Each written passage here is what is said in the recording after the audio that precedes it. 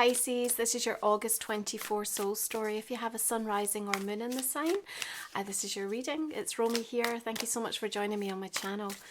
We are going to open up this month with the energy of the Six of Pentacles, and you are looking to rebalance something in your world. I think there's a realization of what it's cost you, how much time, energy, money, emotions you've invested into something, and you're looking at what that's delivered to you, what that's brought to you. And I think there's definitely this reset moment in August. Leo energy wants us to go bigger, think more creatively, and put our hearts on the line with the soulful goals that we've got. We can harness the portal energy of Lionsgate. We can give ourselves permission to revisit the visions and the ways in which we have manifested and what that's brought to us and delivered to us up to this moment. And there's a contemplation and a reflection taking place. A lot of the planets are now in retrograde, and that invites an inner dialogue.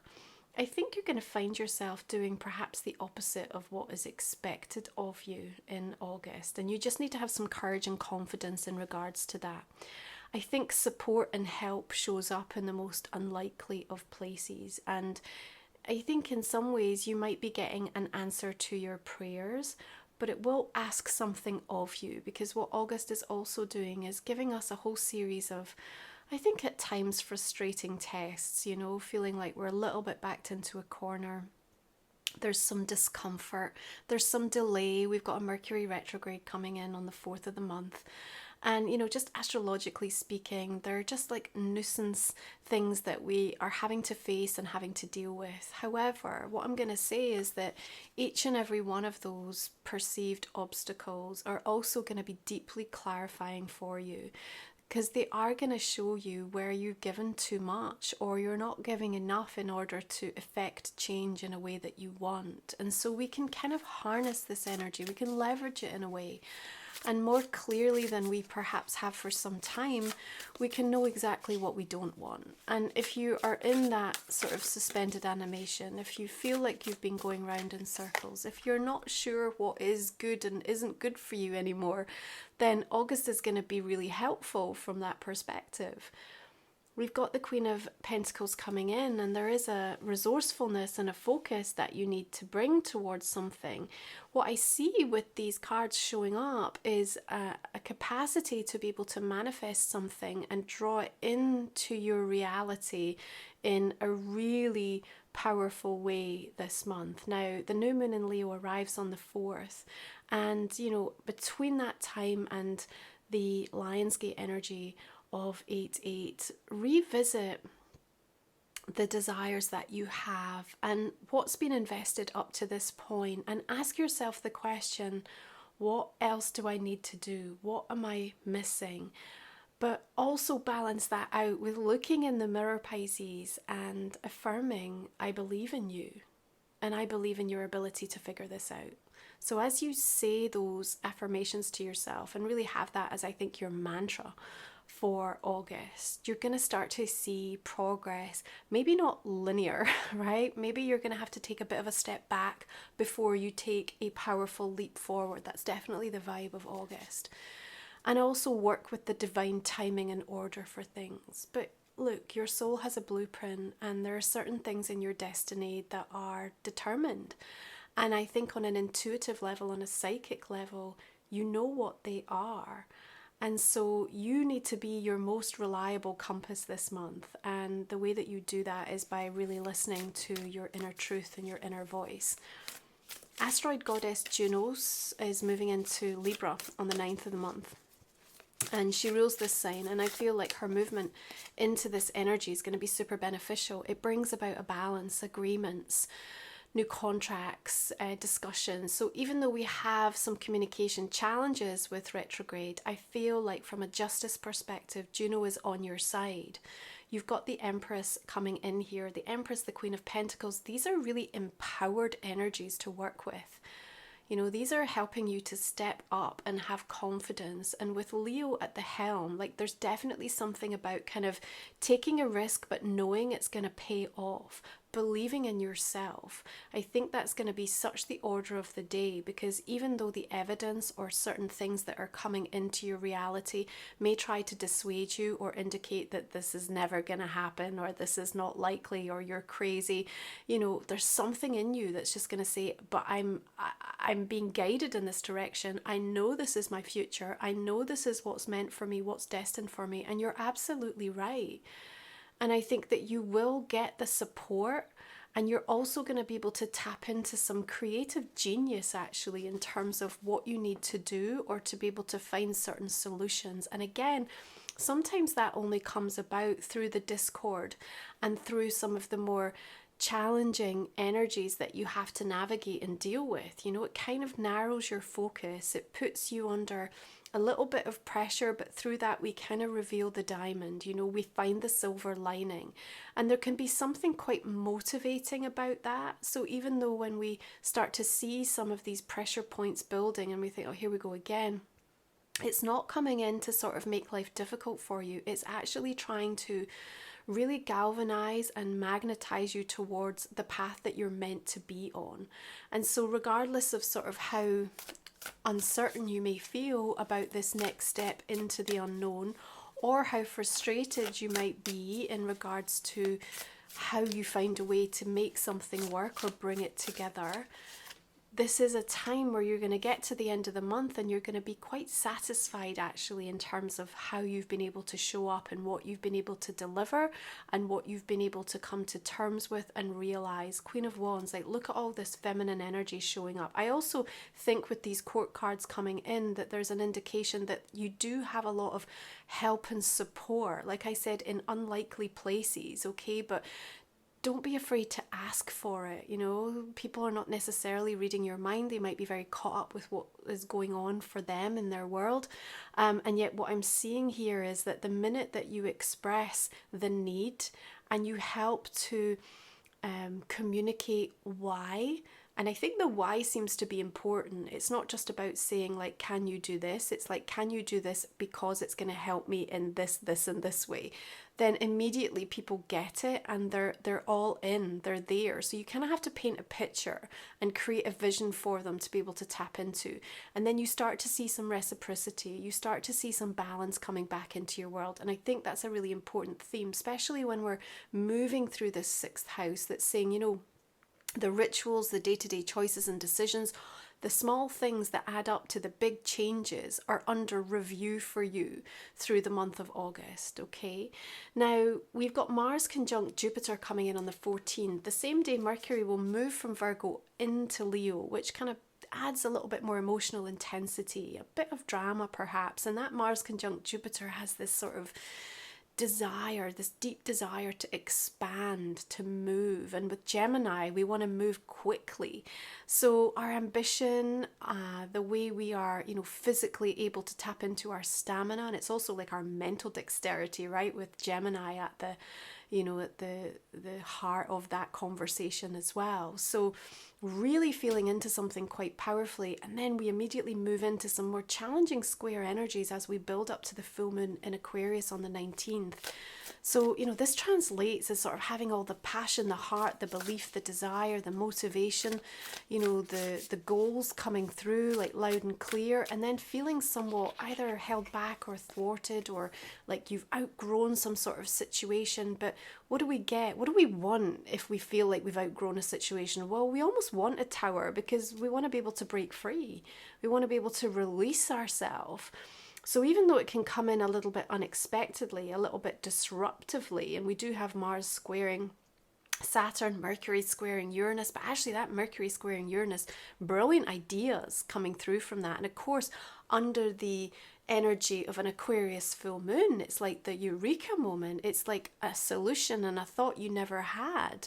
You know, you're like, I never realized that it would, you know, afford me the chance to do it like this, or I didn't even know that was a thing, or I didn't even know that was possible.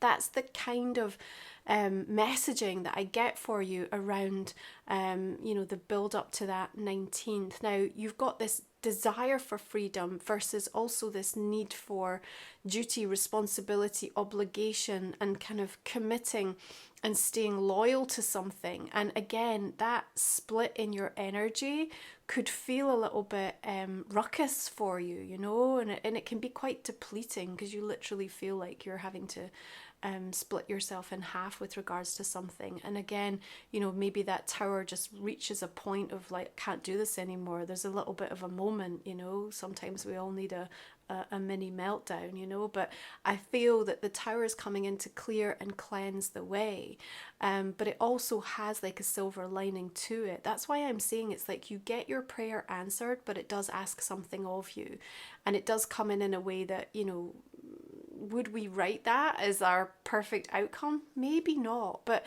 you know what, there's method to the madness, and we don't always get to understand fully the way that divine time and order is working in our favor. Most important thing for you is the belief in self, because as we move into that Virgo energy from the 22nd, Mercury stations direct on the 28th, like everything starts to become clear again in your mind, and then the details start to really matter. Now, with your 7th house being lit up through Virgo season, you're going to start to notice some major shifts and changes in terms of your network and relationships, and it's all building to that point. So a lot of what goes on early on in the month is kind of prepping you, I think, for bigger conversations, opportunities, encounters, and major changes, you know, hellos, goodbyes, revolving doors, you know, whatever needs to be addressed, whatever needs to be faced. You know, that tower is the beginning, the initiating catalyst. That's the 10 of Wands that I'm seeing, where you've got this duty, responsibility, but again, the tower can kind of help release and break you free from that.